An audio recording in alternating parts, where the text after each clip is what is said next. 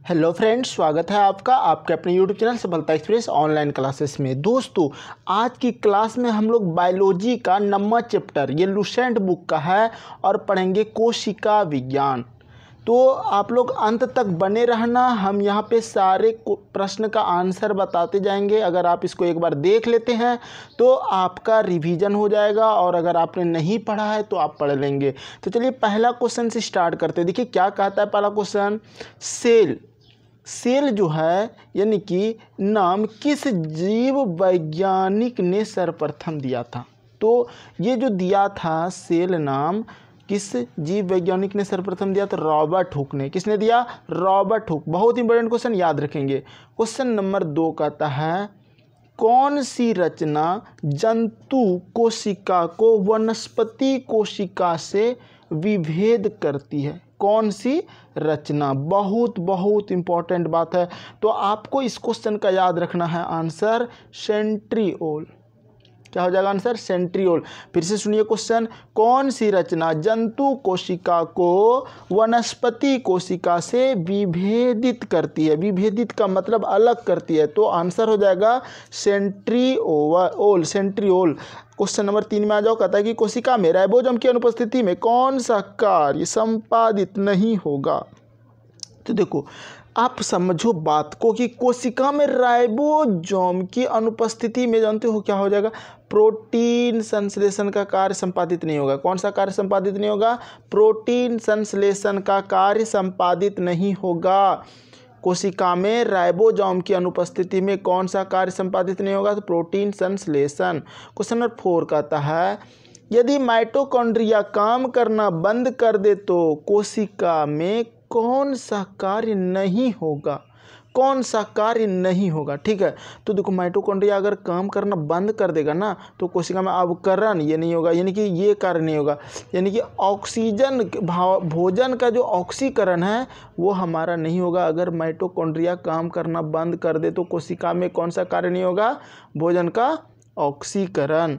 चलिए question number 5 की बात करते हैं। 5 नंबर क्वेश्चन कहता है कि कोशिका का ऊर्जागृह पावर हाउस किसको कहा जाता है? बहुत इंपॉर्टेंट, बहुत बार एग्जाम में आ चुका है। ये तो माइटोकॉन्ड्रिया को कहा जाता है, आपको पता होगा, और अगर नहीं पता है तो याद रखेंगे माइटोकॉन्ड्रिया। क्वेश्चन नंबर 6 की बात करते हैं। कहता है निम्नलिखित में से कौन सबसे बड़ा कोशिकांग है? तो ये है प्लास्टिड। क्या आंसर होगा? प्लास्टिड। याद रखेंगे, क्वेश्चन पूछा जाएगा कि कौन सा कोशिकांग सबसे बड़ा है? सबसे बड़ा कोशिकांग प्लास्टिड। गुणसूत्र नहीं होगा, माइटोकॉन्ड्रिया नहीं होगा, गोल्गी काइनेट नहीं होगा, तो प्लास्टिड बिल्कुल सही है। अगला क्वेश्चन है प्रोटीन संश्लेषण। कोशिका में प्रोटीन संश्लेषण कहाँ होता है? कहाँ पर होता है? खुद सोचिए आप। ठीक है, तो ये होता है राइबोसोम में। बिल्कुल सही।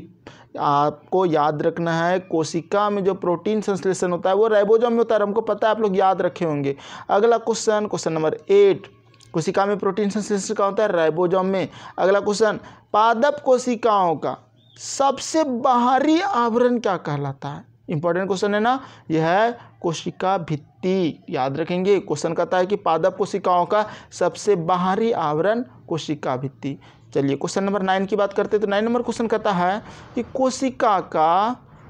कोशिका की एक निश्चित रूप प्रदान करती है। कौन प्रदान करती है? तो कोशिका भित्ति प्रदान करती है। कोशिका को एक निश्चित रूप प्रदान करती है, कोशिका भित्ति करती है। याद रखेंगे। और इससे पहले हम क्या बताए? कोशिका भित्ति पादप कोशिकाओं का सबसे बाहरी आवरण कहलाता है कोशिका भित्ति कहलाता है। पादप कोशिका का जो सबसे बाहरी आवरण, देखिए यहाँ पे हम बताए थे ना अभी, पादप कोशिका का सबसे बाहरी आवरण क्या कहलाता है? कोशिका भित्ति कहलाता है। फिर क्वेश्चन यहाँ देखिए कहता है कोशिका को एक निश्चित रूप प्रदान करता है, तो कोशिका भित्ति प्रदान करता है। क्वेश्चन नंबर 10 कहता है कि कोशिका द्रव्य में उपस्थित महीन, शाखित, झिल्लीदार और अनियमित नलिकाओं का घना जाल कहलाता है। क्या कहलाता है? तो गोल्गी का नहीं, माइटोकॉन्ड्रिया नहीं, राइबोसोम नहीं, ये हो जाएगा अंतःप्रद्रव्यवी जालिका। ठीक है, याद रखेंगे। देखो जालिका, जालिका से याद रखना कि झिल्लीदार वाला बात हो रहा है यहाँ पे, ठीक है। और नियमित नलिकाओं का घना जाल, घना जाल का बात होगा तो अंतःप्रद्रवी जालिका। क्वेश्चन नंबर 11 का आता है कि प्रोटीन निर्माण का सक्रिय स्थल है लाइसोसोम, राइबोसोम, माइटोकॉन्ड्रिया या गोल्जी का है। क्या आंसर देंगे? तो बिल्कुल सही, राइबोसोम। प्रोटीन निर्माण का सक्रिय स्थल क्या है? राइबोसोम। बहुत अच्छा। चलिए अगला क्वेश्चन, क्वेश्चन नंबर 12 का आता है कौन सा कोशिकांग केवल पादप कोशिका में पाए जाते हैं?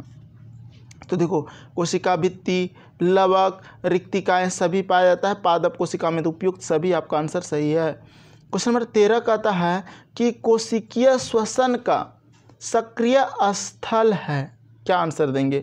तो देखो कोशिकीय श्वसन का जो सक्रिय स्थल है ना, गोल्जी का नहीं है, माइटोकॉन्ड्रिया है, राइबोसोम नहीं है, लाइसोसोम नहीं है, ठीक है। तो कोशिकीय श्वसन का सक्रिय स्थल कौन है? माइटोकॉन्ड्रिया। क्वेश्चन नंबर 14 का आता है अवर्णी लवक मुख्यतः पाए जाते हैं।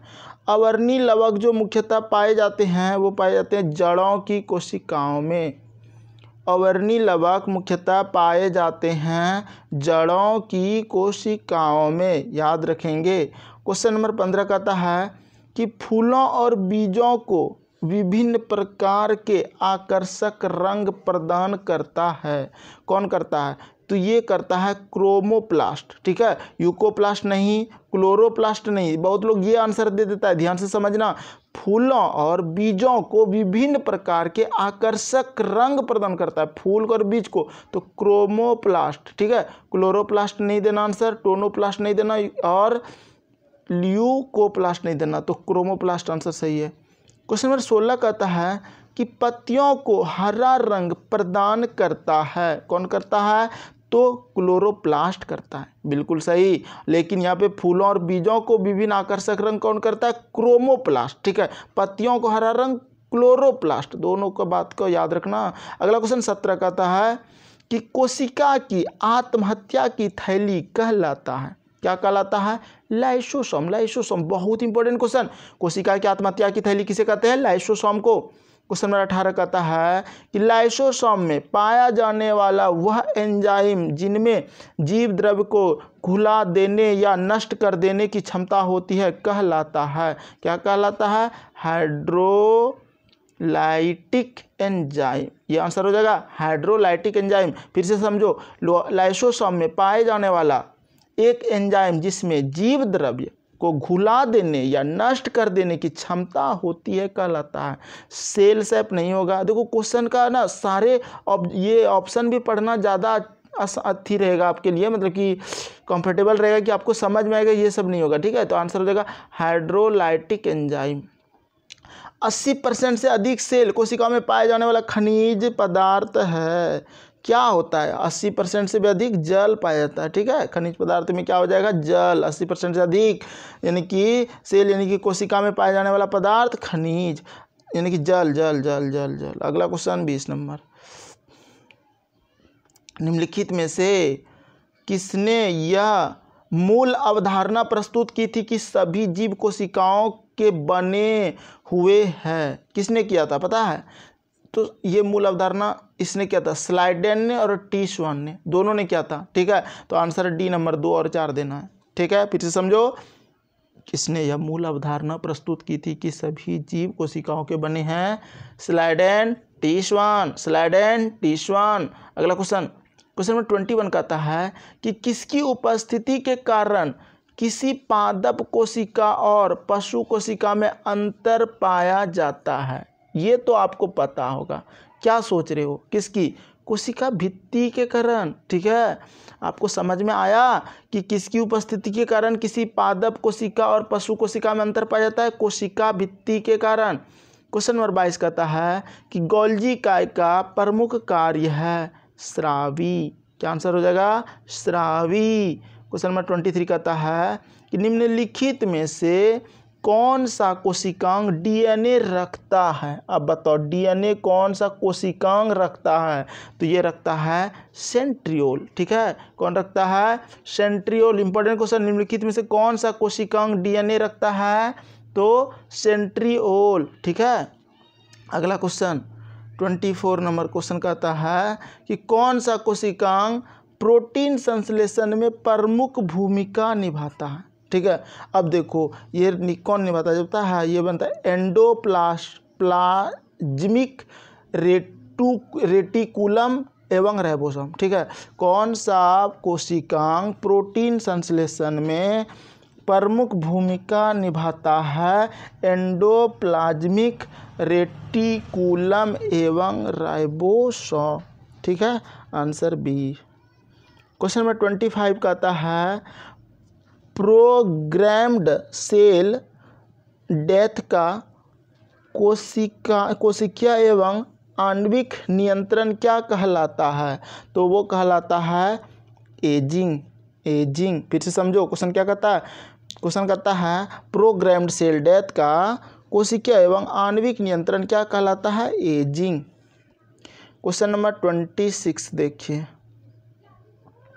26 नंबर क्वेश्चन कहता है कि कौन सा अंगक प्राय जंतु कोशिका में उपस्थित नहीं होता है। ये क्वेश्चन आ गया अगर, तो क्या आंसर दोगे, तो आंसर दोगे लवक। कौन सा अंगक प्राय जंतु कोशिका में उपस्थित नहीं होता है, जंतु कोशिका में लवक, यही नहीं कि ये लवक जंतु कोशिका में उपस्थित नहीं होता है, लेकिन गोल्जी काय होता है, माइटोकॉन्ड्रिया होता है और अंतःप्रद्रव्य जालक ये सब होता है। लाइसोसोम कार्य करता है, क्या कार्य करता है बताएंगे इसका आंसर, तो ये अंतः कोशिकीय पाचन में कार्य करता है। लाइसोसोम कार्य कहाँ करता है, अंतः कोशिकीय पाचन में।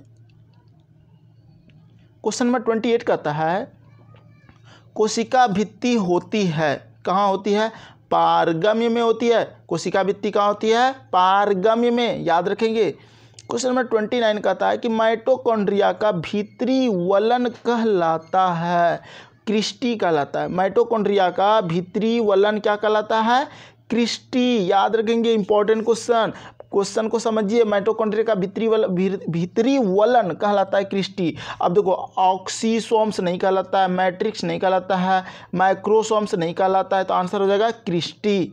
अगला क्वेश्चन, माइटोकॉन्ड्रिया का भीतरी वलन क्रिस्टी। माइटोकॉन्ड्रिया किसमें अनुपस्थित होता है, किसमें होता है, तो देखो माइटोकॉन्ड्रिया जो अनुपस्थित, ईस्ट में माइटोकॉन्ड्रिया होता है, कवक में भी होता है, जीवाणु में नहीं होता है। ठीक है, और हरे सवाल में होता है, तो इसका जो आंसर हो जाएगा, अनुपस्थित की बात किया तो जीवाणु में माइटोकॉन्ड्रिया नहीं होता है, लेकिन ईस्ट में, कवक में, हरे सवाल में होता है। क्वेश्चन नंबर 31 कहता है कि जीव द्रव्य शब्द का प्रयोग सर्वप्रथम किसने किया था, पुरकिंजे। आंसर याद रखेंगे, बहुत इंपॉर्टेंट। जीव द्रव्य शब्द का प्रयोग सर्वप्रथम किसने किया था, पुरकिंजे। जीव द्रव्य शब्द का प्रयोग पुरकिंजे। अगला क्वेश्चन, जीव द्रव्य शब्द का भौतिक आधार है, यह किसका कथन है बताइए। ये कथन है हक्सले का। क्या आंसर होगा, हक्सले का। बहुत इंपॉर्टेंट क्वेश्चन है, ये क्वेश्चन का आंसर याद रखेंगे। जीव द्रव्य जीवन का भौतिक आधार है, यह किसका कथन है, हक्सले का। आंसर याद रखेंगे। क्वेश्चन नंबर 33 कहता है डीएनए के द्विहेलिक्स प्रारूप को पहली बार किसने प्रस्तावित किया था, तो आंसर होगा वाटसन तथा क्रिक ने। क्वेश्चन को समझिए फिर से, डीएनए के द्विहेलिक्स प्रारूप को पहली बार किसने प्रस्तावित किया था, वाटसन तथा क्रिक ने। क्वेश्चन नंबर 34 कहता है कि न्यूक्लियस की खोज सर्वप्रथम किसने किया था, न्यूक्लियस की खोज ब्राउन ने। याद रखेंगे, इंपॉर्टेंट क्वेश्चन, न्यूक्लियस की खोज सर्वप्रथम किसने किया, ब्राउन ने। अगला क्वेश्चन, कोशिका की क्रियात्मक गतिविधियाँ नियंत्रित होती है, कहाँ होती है, केंद्रक द्वारा। बहुत इंपॉर्टेंट, केंद्रिका द्वारा नहीं देना, बहुत लोग ये दे देता है, माइटोकॉन्ड्रिया नहीं, जीव द्रव्य नहीं, केंद्रक द्वारा। कोशिका की क्रियात्मक गतिविधियाँ नियंत्रित होती है केंद्रक द्वारा। गुणसूत्र शब्द प्रदान करता है किया, देखो गुणसूत्र शब्द जो प्रदान किया है वो किसने किया है। अगर ये क्वेश्चन आ जाए तो आंसर देंगे वाल्डेयर ने। किसने किया? वाल्डेयर ने। अब ये इंपॉर्टेंट क्वेश्चन हो जाता है, कहता है कि गुणसूत्र शब्द का शब्द जो है प्रदान किसने किया? वाल्डेयर ने। हॉफमिस्टर ने नहीं किया है, शूटन ने नहीं किया, वैगनर ने नहीं, किसने किया? वाल्डेयर ने। गुणसूत्र किसने शब्द दिया? वाल्डेयर ने। क्वेश्चन नंबर अगला है 37, कहता है कि अंतःप्रद्रव्य जालक की खोज की, किसने किया था? पोर्टर ने। पोर्टर ने, याद रखेंगे, जीव द्रव्य अंतःप्रद्रव्य जालक, ठीक है, ER की खोज किसने किया? पोर्टर ने, याद रखेंगे, इंपॉर्टेंट क्वेश्चन है। अगला क्वेश्चन 38 कहता है कि इलेक्ट्रॉन सूक्ष्मदर्शी की खोज किया है, किसने किया है? नॉल तथा रस्का ने। नॉल तथा रस्का ने। फिर से समझो, इलेक्ट्रॉन सूक्ष्मदर्शी की खोज की है नॉल तथा रस्का ने, याद रखेंगे इसको। अगला क्वेश्चन नंबर 39 कहता है कि वास्तविक केंद्रक किसमें अनुपस्थित होता है? ये होता है जीवाणु में, ठीक है, याद रखेंगे, वास्तविक केंद्रक किसमें अनुपस्थित होता है? जीवाणु में। अगला क्वेश्चन नंबर 40 कहता है सर्वाधिक संख्या 2n में गुणसूत्र पाए जाते हैं, तो ऑफ्योग्लोसस में। क्या आंसर होगा? ऑफ्योग्लोसस में। फिर से समझो, सर्वाधिक संख्या 2n में गुणसूत्र पाए जाते हैं ऑफ्योग्लोसस में। सर्वाधिक संख्या 2n गुणसूत्र कहाँ पाए जाते हैं? ऑफ्योग्लोसस में। गन्ना में नहीं देना, आलू में नहीं देना, मनुष्य में नहीं देना, तो ऑफ्योग्लोसस। अगला क्वेश्चन नंबर 41, क्वेश्चन कहता है कि कोशिका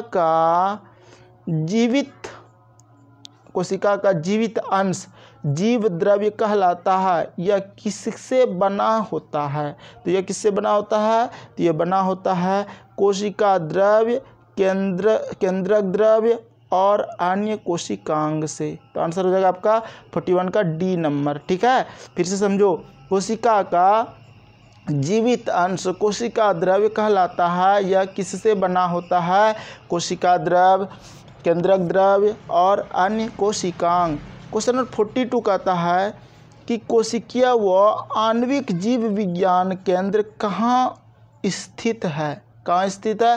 तो स्थित है हैदराबाद में, ठीक है। बहुत बहुत बहुत इंपॉर्टेंट। कोशिकीय व आणविक जीव विज्ञान केंद्र मुंबई में नहीं, कोलकाता में नहीं, बेंगलुरु में नहीं, हैदराबाद में। कोशिकीय व आणविक जीव विज्ञान केंद्र कहाँ है? हैदराबाद में। अगला क्वेश्चन 43 कहता है निम्नलिखित में सबसे छोटी कोशिका है। कौन कोशिका है सबसे छोटा? बताएंगे तो माइकोप्लाज्मा। सबसे छोटी कौन है? माइकोप्लाज्मा। अमीबा नहीं है, श्वेत रक्त कणिका नहीं है, लाल रक्त कणिका नहीं है, माइकोप्लाज्मा सबसे छोटी कोशिका है। देखो कितना अच्छा स्टैंडर्ड क्वेश्चन है ये, सीधा सीधा पूछेगा सबसे छोटी कोशिका। ऐसे ही क्वेश्चन हम तो पूछ देते हैं, तो माइकोप्लाज्मा आंसर देना है, ठीक है। क्वेश्चन 44 कहता है कि निम्नलिखित कोशिका के बारे में निम्नलिखित में से कौन सा सही नहीं है? तो देखो, कोशिका के आकार और माप विशिष्ट कार्य से संबंधित होते हैं, ये सही है। कुछ कोशिका के बदलते आकार होते हैं, बदलते आकार, बिल्कुल सही। कुछ कोशिका के ना आकार बदलते होते हैं, यानी कि बदलते आकार होते हैं, बिल्कुल सही बात है। प्रत्येक कोशिका में निष्पादन की अपनी क्षमता होती है, ये भी आपका सही है। सभी कोशिका में निष्पादन की अपनी क्षमता होती है, लेकिन यहाँ पर डी आंसर होगा, क्योंकि जब 3 सही हुआ तो सभी देह ऊतकों में एक ही प्रकार की कोशिका विद्यमान है। बिल्कुल गलत, अलग, हर चीज़ में अलग अलग चीज़ों में अलग अलग तरह से कोशिका होता है, ठीक है।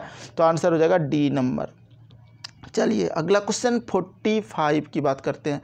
देखिए अगला क्वेश्चन अगर 45 की बात करें तो 45 कहाँ मिलेगा, देख लेते हैं इधर, यहाँ है। क्वेश्चन नंबर 45 कहता है कि निम्नलिखित कोशिका अंगकों में कौन सा एक अर्धपारगम्य है? कौन है बताएंगे?